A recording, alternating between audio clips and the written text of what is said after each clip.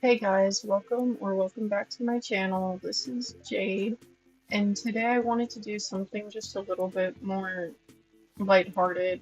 I guess not lighthearted, but something that I can just talk about for like 30 minutes and everybody listens to me. Yeah.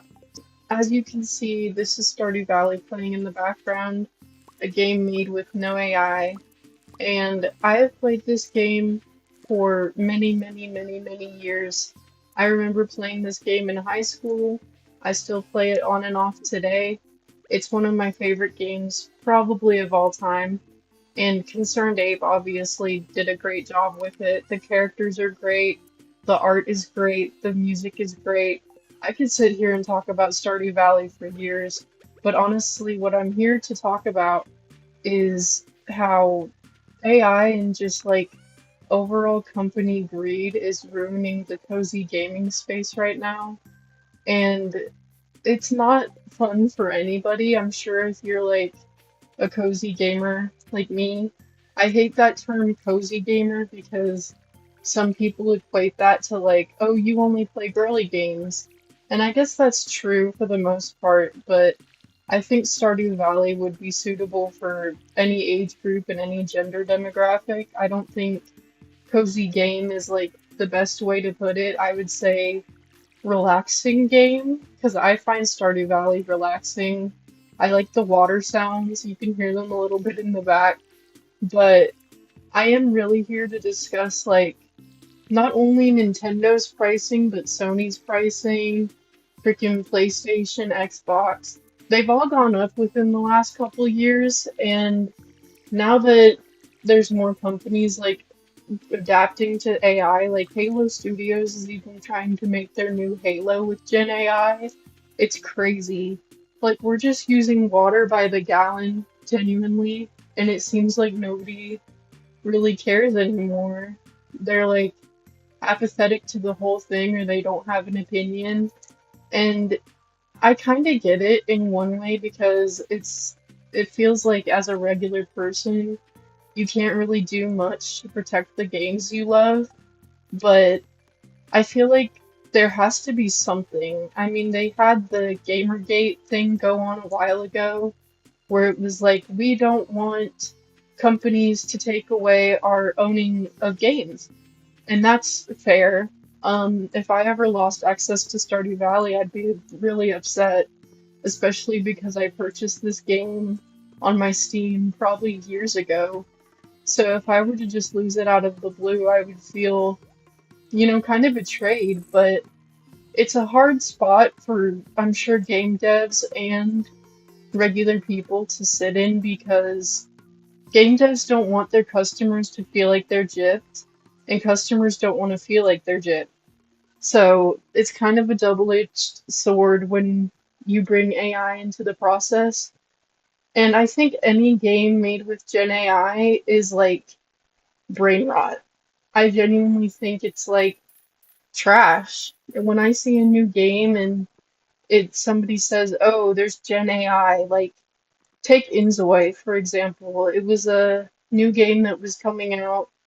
I don't even know how many years ago, and it was supposed to be the Sims killer, like to kill the Sims franchise, which has been a long-standing game franchise for many moons now. And I was excited when Inzoi came out originally because the character screen, like the character making screen, looked so detailed and the graphics were so crazy. But I looked further into it and I saw that they had Gen AI all over the place. And in my head, I was like, oh, well, I'm not going to buy that now.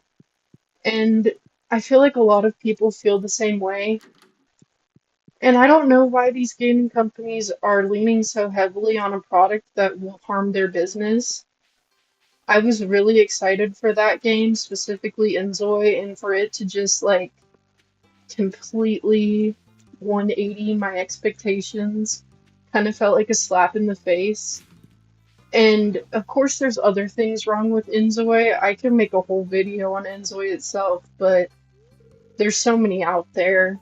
Um, and Sims is a whole nother ball game. The EA developers, I've always known they're greedy.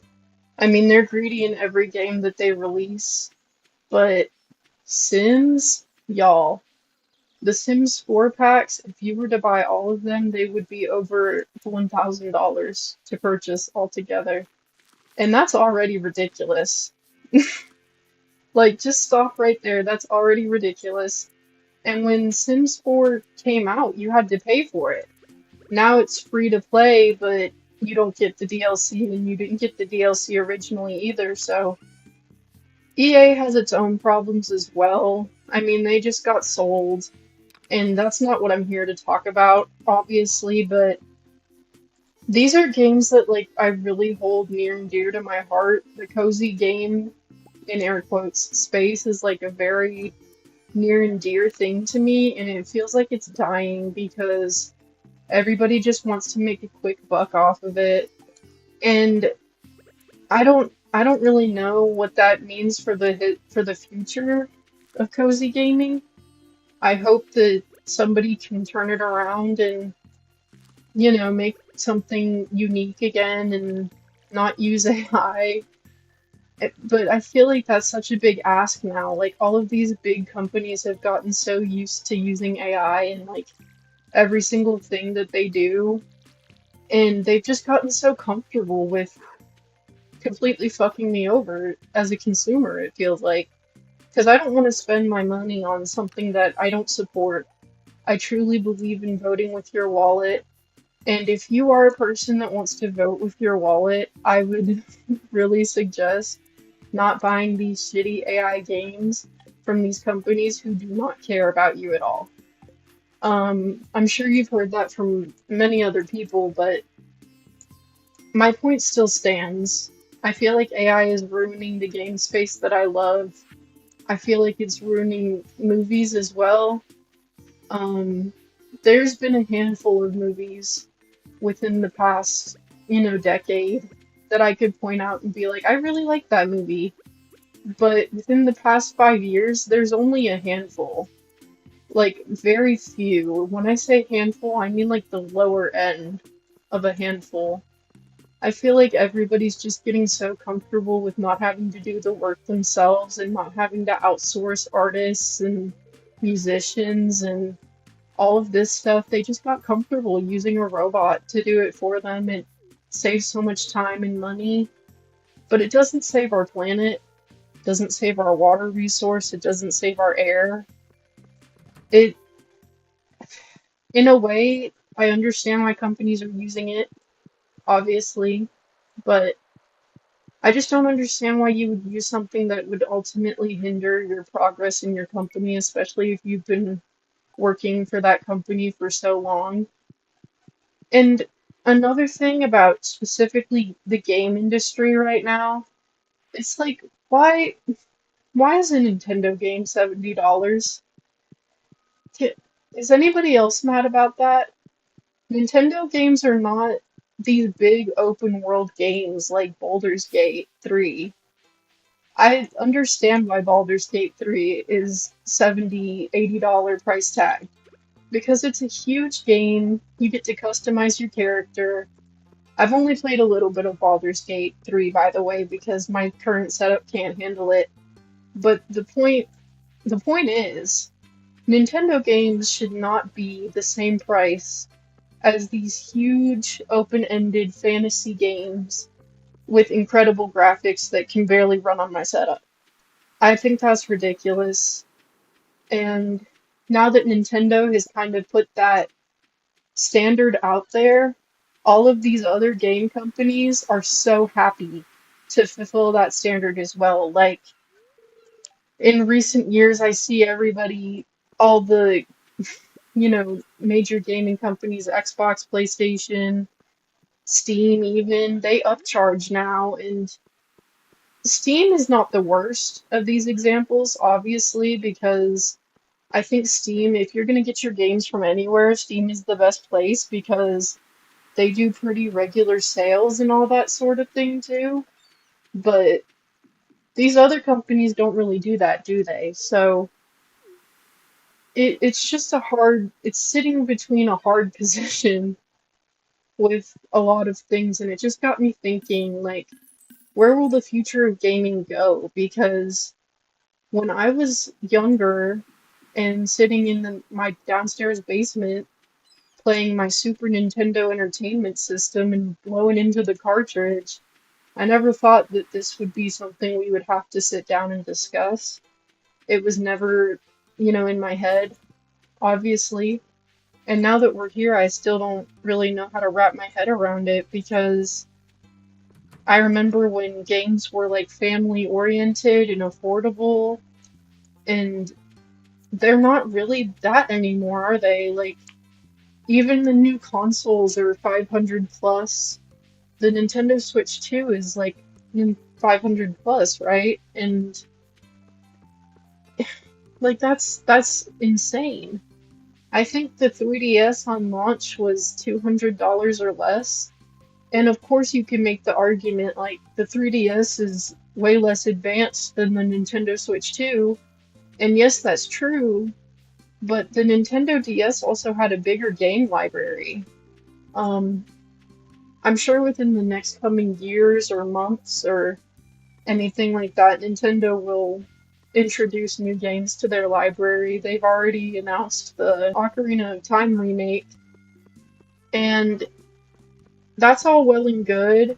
Of course, I'm excited for that. I'm a really big Zelda fan, but I just wish they would make something new without AI and with a team that cares about it and is passionate about it.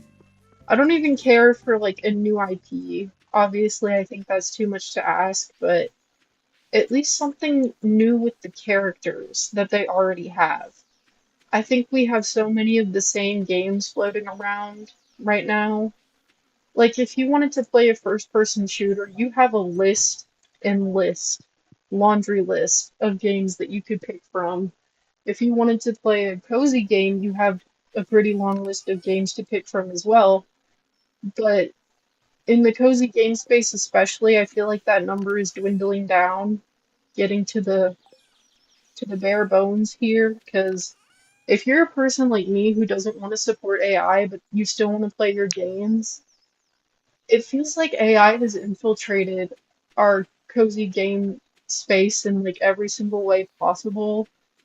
It feels like these companies just want to make their dollar and they don't care about anything else. And that just makes no sense to me, ultimately, because I know these companies are about making money, and I feel like it has to be either people that support AI or just support these companies so much that they're not willing to let them go. And either way, I just don't think that's right because if you, it's a company, like they ultimately don't care about one person. They care about their bills at the end of the month, end of the year. They don't care about you specifically. And I think that's what really breaks my heart sometimes because I've seen so many people that are so dedicated to these companies. I mean, my family loves Nintendo, and sometimes it gets to the point where it's like you have to think introspectively, like, why am I doing this? What's in it for me? And at this point in gaming history, that question is more important than ever because it's being infiltrated with all this dirty, dirty, stupid shit like AI and just companies being greedy. And I don't want to give in to that. But I also don't want to be behind on the newest games. But that's kind of like a bite I have to take, a pill I have to swallow because I do believe again in voting with your wallet. I think that's very important, especially now. And if you don't agree with a company's actions, you shouldn't be purchasing from those companies. Of course, that's not for everybody. I'm sure there's people out there that don't support artists or games or whatever, and they still buy them, or they bought them in the past and they just continue to play it because, oh, I've already purchased it. I can't really give it up now. But that's a different case than like if you were to buy the game right now and to give the company more money than they should have. I feel like if you bought it before you knew, then that's different, and you should kind of forgive yourself for that. Ultimately, we're all human, and we all make mistakes, but I think these companies need to be held more accountable for the shitty shit they do, and basically keeping our wallets hostage.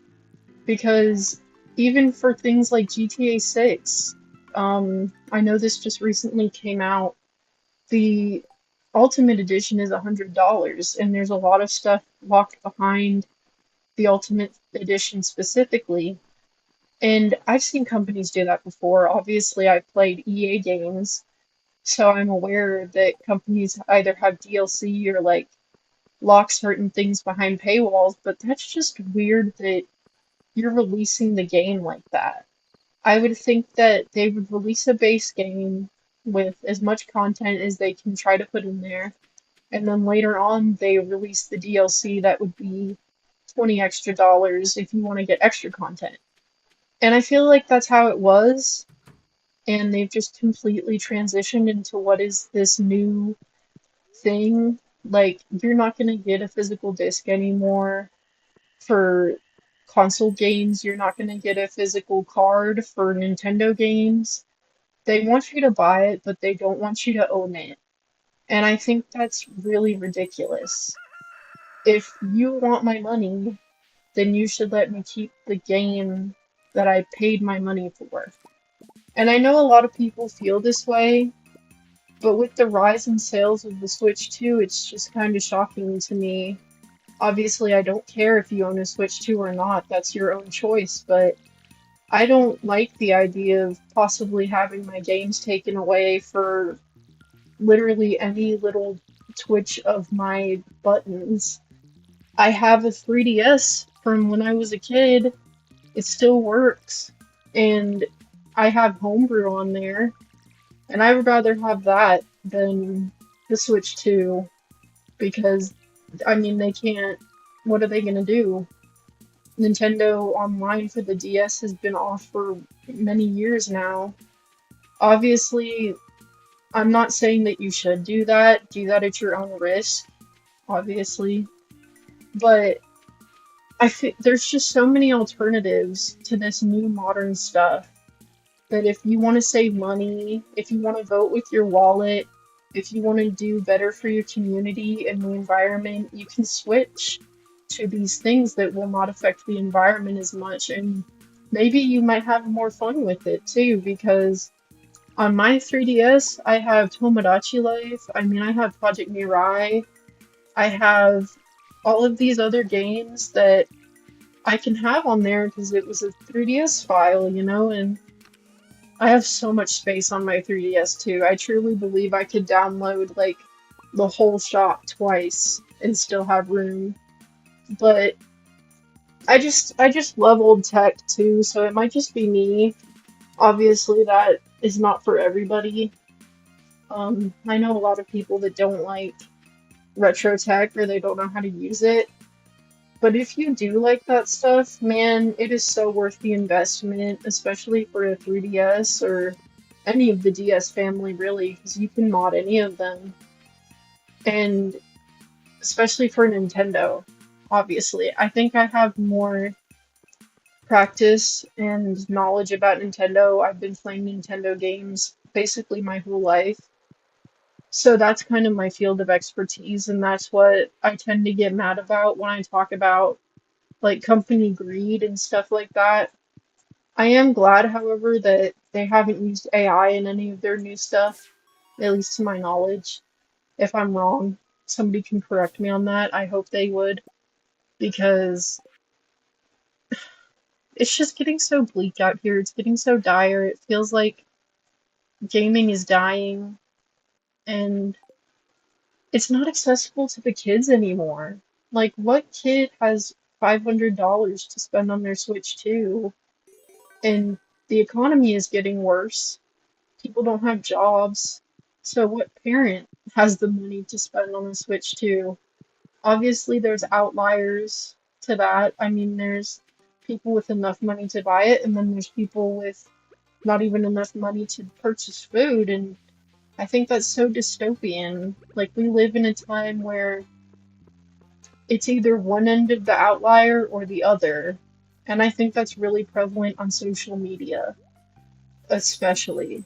Like, you always see either these rich girls living in mansions or people living in the worst that poverty that has to offer.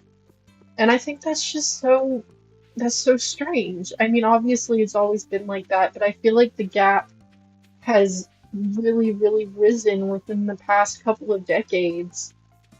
And it scares me. And it should scare any consumer of video games, any consumer of any entertainment, really, because if the gap continues to expand, how is anybody gonna purchase games?